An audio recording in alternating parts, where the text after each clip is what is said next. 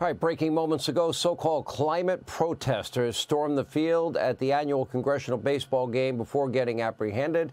We're going to continue to monitor that situation. But first, we do turn to Biden's campaign, which is rapidly deteriorating. And to make matters worse, voters, they're not very keen on Kamala Harris either. According to a new poll, just 1/3 of voters and only 60% of Democrats think she would win a general election. And her favorability, well, that's similar to Biden's, 10 points underwater. And Joe actually has 1 point higher in terms of approval. Campaign is now resorting to very desperate pandering to win over voters.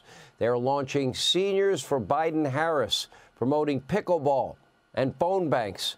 And meanwhile, Democrats simultaneously, they're trying to win back younger voters, many of which are abandoning their support for Biden. James Carville's been screaming about this, and you can't make this up. How are they trying to attract young voters? With beer and birth control. Free beer, free birth control, and I guess free college tuition. Vote for us. The bad news for Biden doesn't end there.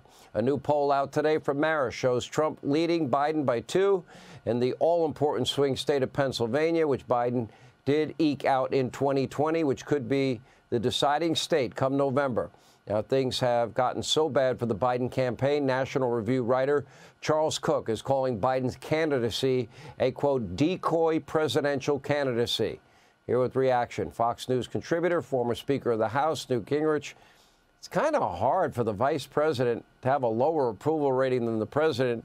Beer and birth control and free college. What a nice deal. Please vote for us. Is that going to work?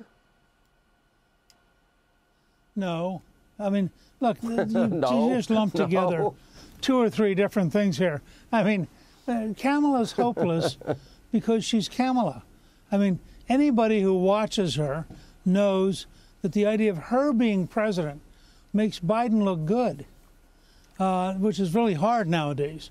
So you have to start with the idea that she's imprinted on the country permanently that she is a really shallow, uneducated, and uneducatable person, and that other than her weird laugh, there's no really significant part to her. Now, I do think her efforts in the last month or two on abortion, running around the country on women's rights, she's actually stabilized and sounded semi-serious.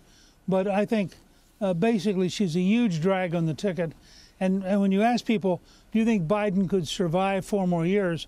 The people who say no now have to face, so you're voting for Kamala Harris to be president? And I think that makes it really increases the challenge for Biden. I think this stuff with beer and contraception, this is childish. This assumes that young people are so simple-minded that they have a single point of reference. They don't think about not getting a job. They don't think about not being able to buy a house. They don't think about the price of groceries this week. You know, they're supposed to just go, oh my gosh, I get a free beer. Gee, I really like Joe Biden. That's stupid. I mean, most people, most Americans are just much more complicated than the people in the White House. And that's a reality. Okay. And the fact is maybe I'm old-fashioned.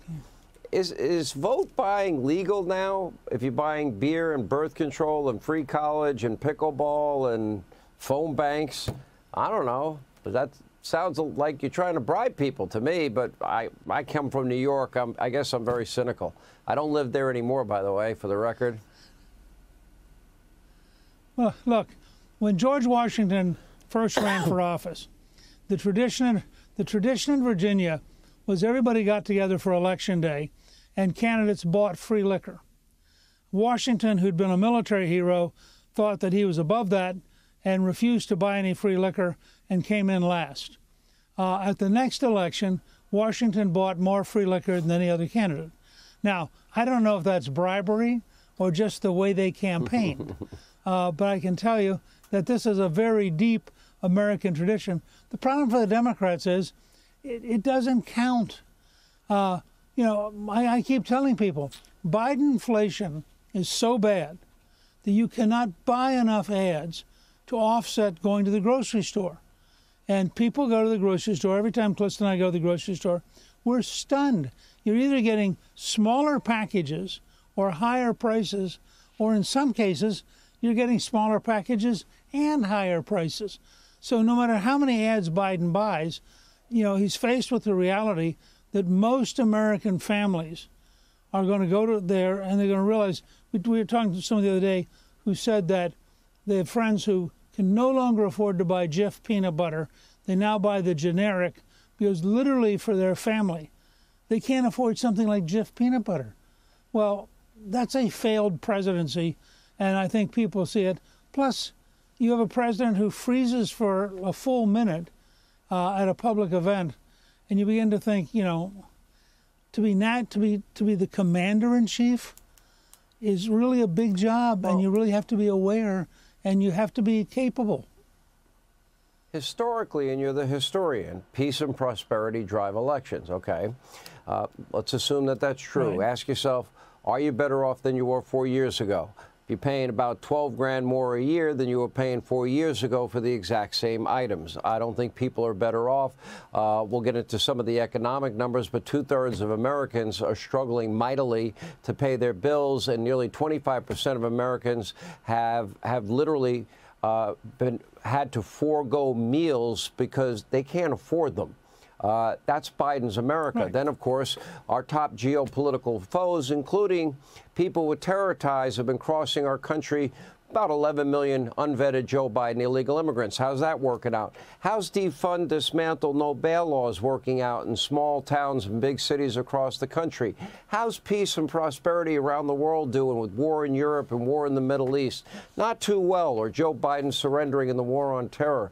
How's it working out with this new lawfare and the weaponization of justice? To what extent does all of this cumulatively in the minds of Americans say they've had enough?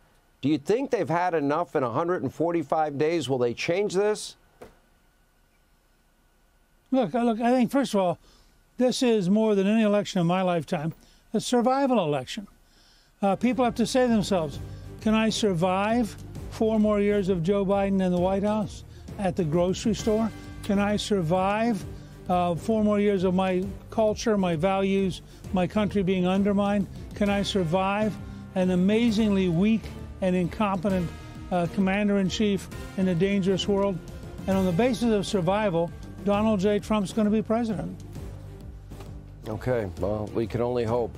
I'd like to think that America gets this right.